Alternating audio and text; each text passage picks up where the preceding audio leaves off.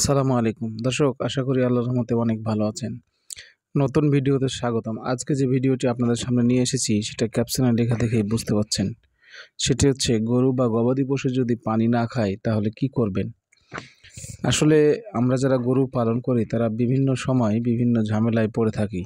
যেমন দেখা যায় অনেক সময় গরুতে পানি খাচ্ছে না, জাবর কাটার পরেও আপনার জাবরগুলো বাইরে ফেলে দিচ্ছে।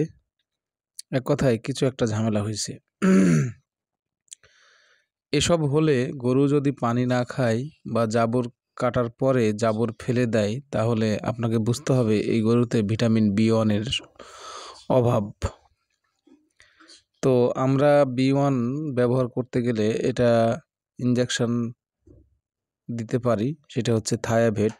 থায়াভেট অনেক ভালো কাজ করে গরুকে পানি খাওয়ার জন্য, বা এই B1 এর অভাব হলে সেটা হচ্ছে কী কাজ করে সেটা আমরা এখন জানব। থায়ামিনের ঘাটতি বা বেরি রোগের চিকিৎসায় নির্দেশিত ওয়ার্নিক এনসেফালোপ্যাথি, বাছুরের বেরি, গুরুতর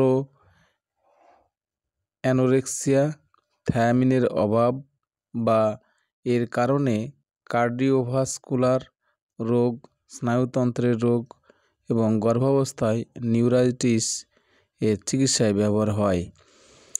হার্ট ফেলিউর এড়াতে শিরাপথে ডেক্সট্রোজ দেওয়ার সময় নির্দেশিত। তা স্যালাইনের সাথেও এটি ব্যবহার করা যাবে। আমরা যারা গাভী বা গরু পালন করি তারা ম্যাক্সিমাম সময় এই ঝামেলাটায় পড়ি যে আমাদের গরুতে পানি খাচ্ছে না, বিভিন্ন সমস্যা দেখা দিচ্ছে। পানি সাথে যে খাবারগুলো আমাদের দেওয়া হয় সেই খাবারগুলো চারিদিকে ফেলে দিচ্ছে, ঠিকমতো খাচ্ছে না। তখন আমরা এই থায়ামিনটা ব্যবহার করলে গরুতে অনেক সুন্দর পানি খায়।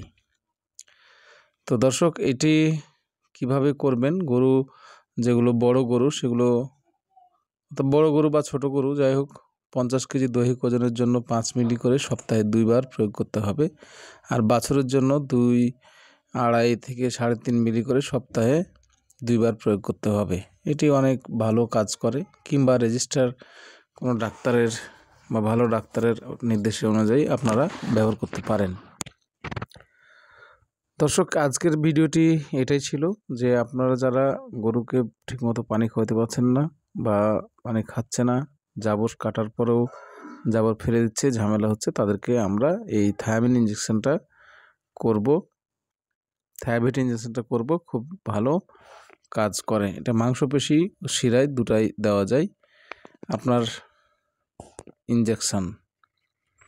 তো দর্শক, আজকের ভিডিও যদি আপনাদের কাছে ভালো লেগে থাকে তাহলে কৃষকের লাইফস্টাইল চ্যানেলটি সাবস্ক্রাইব করে পাশে থাকবেন। দেখা হবে অন্য কোনো ভিডিওতে। আসসালামু আলাইকুম।